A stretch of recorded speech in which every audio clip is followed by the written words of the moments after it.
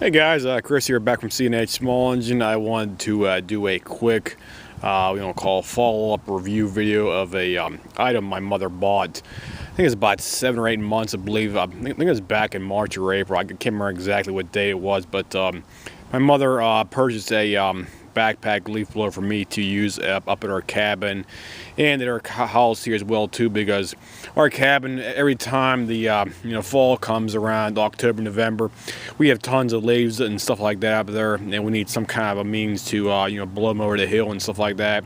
And she went online, or I basically had me go on eBay and purchase a backpack blower, and this is what we have. And I just want to do a quick follow-up video about the the durability factor, everything else like that for you guys. This is the Husqvarna 570Bts. Here's your designation at the back of the engine right here.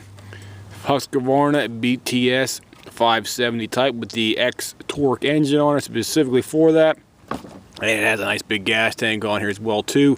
This machine has been running absolutely flawlessly for us. I basically ran, let me see, about 1, 2, 3, I think it was about five full tanks of gasoline already through it this past year. Because when we first got it, our property was pretty bad, the leaves up there, and I ran it for about 3.5 hours straight on a tank-topped fuel tank on her for that, and I got about almost like, it was a little bit around 3 hours. I can't remember exactly. It might have been right at 3 hours or a little bit before or after 3 hours, but it was basically running full speed the entire time. Refilled it up again, ran again the following day for another 2.5, 3 hours, and overall, I think we ran for about 3, 6, 9, 12, probably about 12 to 15 hours, give or take, right there in general terms right now. And the machine has ran absolutely great. The air filter is still in great shape because we didn't have to suck up a lot of crap up in our cabin up there, and the air filter looks great. So air filter is still in great shape. Everything else looks okay. We did the one modification I did was basically use called premium non-ethanol gasoline, and it seemed to be, I don't know, make it run better or something like that. But this machine, I've been using premium non-ethanol fuel in there specifically because I don't want to have to dick around with the actual fuel system cleaning in the future sometime. And the other thing is we also replaced the actual spark plug in there. This one originally came with a NGK CMR7H spark plug. This is what it looks like right here specifically for that, NGK CMR7H. And I stuck a CMR4H in there for that. It's a little bit hard spark plug. But the thing is, if you have a hard spark plug and you also have a lean mix for the actual tank, it should burn quite clean out there for that, because typically you want your two-stroke to burn as clean as humanly possible out there for that, because it's better for the environment. Plus, the machine will be running at a more efficient manner. Plus, you have less chances of the exhaust port, clogged up and stuff like that on here for that. And if you look on the back of the exhaust right here, here's the exhaust port in the back. It shows virtually no carbon buildup at all on there, other than looking a little bit like a light gray color on there for that. So there's like no carbon buildup at all on here. The first thing I should mention, when you do get one of these guys, I would recommend running like a double batch of oil in there. Like these things supposed to take like 50 to 1. I recommend running like about a 25 or 30, 30 to 1 mixture ratio the first time you use it. And also use the hot spark plug, as I was mentioning before, the hot burning CMR. Let me see if I can get a better shot here for you.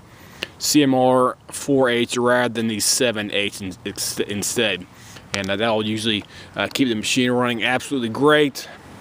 And once you initially run for about half an hour to 40 minutes, it should be broken in, and you can switch to the Opti2 mix and run it as lean as you want with the Opti2, because I buy and sell that stuff over here myself, because we're a distributor for that stuff. So Opti2 is good stuff.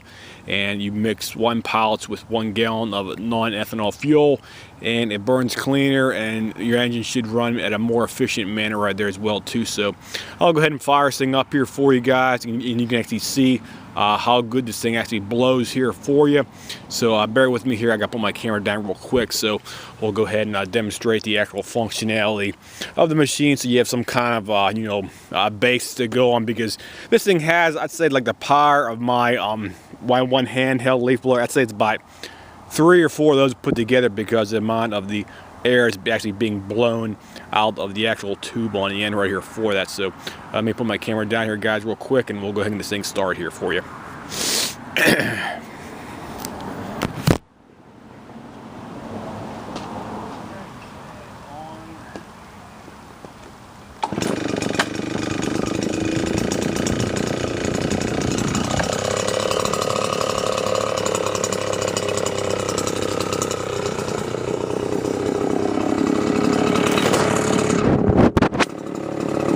Okay, I'm back here, guys. Okay, I'm thinking to find somewhere around here I can actually blow this thing with first. You walk down here to the back of our yard. Okay, I'll go over here and do this stuff right here. Okay, turn on high speed and get a relative standpoint here for you. Get my camera to focus here. Sorry about that. Okay, here we go.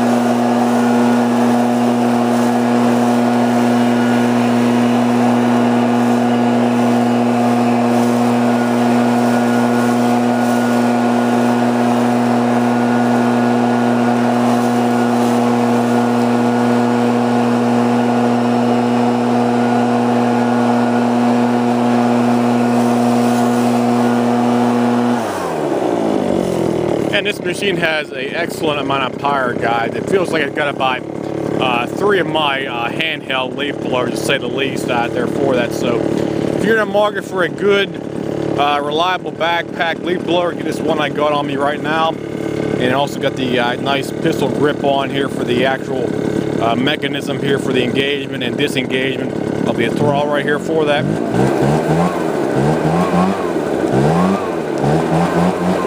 And it throws a hell of a lot of leaves out there.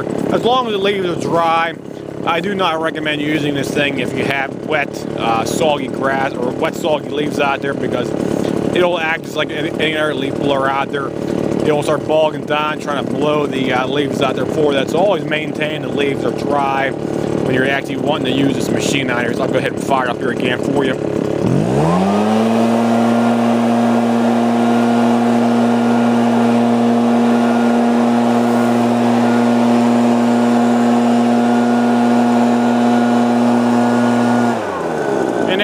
Right here, it can blow the leaves quite substantially. I'd say standing up here from where I'm standing at, up on the top of the pile up here, looking straight down, right down there, you can actually have enough wind generated from this machine to hit the leaves way down about 15, 20 feet away. So you can hit them about 15, 20 feet away, right down there, straight down.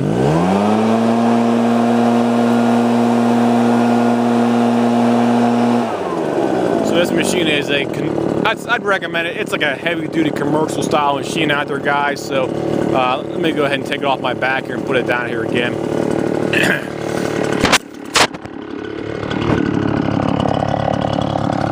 So machine runs great, no problem with it whatsoever. And I do recommend this machine if you want to use it for like light commercial usage out there.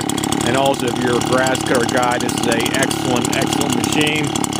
I'll give you a shot of the actual tag on it right here. Let me go ahead and shut it off here for you. Got your on and off switch right up here. And here's your tag right here. Husqvarna 570Bts, and the serial number right here is below that, and manufactured 2018, and got your serial number above that as well too. Assembled in the United States. Husqvarna AB Sweden right there as well too. So you have all your identification information right there, specifically on the tag. And I believe they also have another tag right here for the emissions controls, so you can get a better shot for that right here. Let me zoom in on here for you. Get a better shot for that. There you go. There's your emissions tag sheet right there.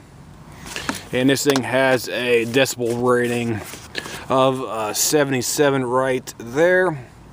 And I believe it says LWA 1110 decibel. I don't know what that means, but it has two ratings on there. One says 77 decibels.